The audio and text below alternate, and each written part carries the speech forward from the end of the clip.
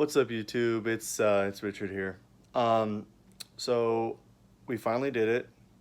This is the update we've all been waiting for. Got the damn starter off.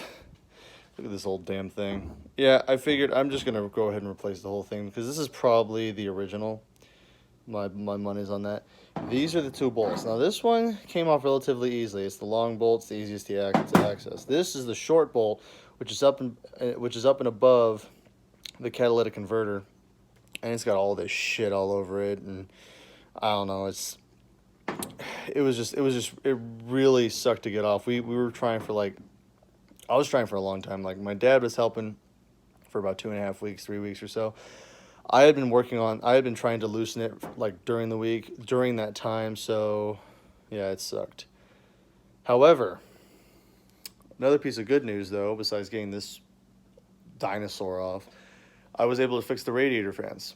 Well, not fix. I was able to troubleshoot because what ended up happening was that what a lot of people do with the radiator fans is that the switch that communicates with the computer is a higher temperature sensing switch. So it's like it waits till typically the standard is that the switch waits until the engine gets pretty hot before turning on the secondary fan for the radiator.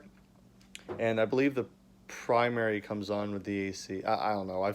I've seen so many videos and people say a whole bunch of different things. But either way, um, but what a lot of people do is they either change out that switch for a lower temperature switch, or they just bypass it and do a manual override switch. So like one of the ones that you click. Um, so that's what the previous owner of my car did, and they put in a simple switch. It was a simple circuit, so I'm grateful for that. I just wish that I had identified that sooner because I got shit on my head. Yeah, dirty fingers. um, but I wish I would have identified that sooner, and no wonder why the traditional jumping circuits A and B on the master terminal or whatever the hell that thing's called.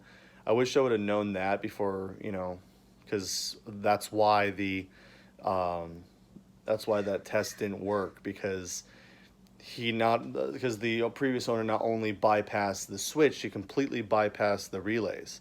So just took a simple switch. They used a three-way switch, but only used it as a two-way switch, and ran new lines. They ran a ground all the way out to the fans, and then they ran the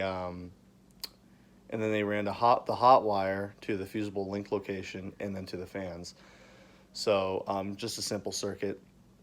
So figured that out, and so we tested it. The fan motors are good. The lines are good. It's getting power. So all I need to do is get a new switch. Uh, so the difference here is, actually, do I have the switch out here?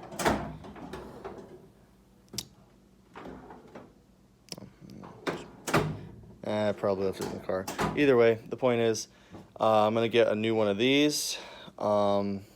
These bolts, as another side note, they don't actually look like they're in that bad of shape. They just got a lot of crap on them. So I'm gonna clean them up and get some sort of solution for them. Where'd that other bolt go? Yeah, whatever. But yeah, so I'm gonna get these cleaned up. I don't think I need to get these replaced. My plan is to get an Ultima starter for a replacement. These I couldn't find an AC Delco at AutoZone or O'Reilly's.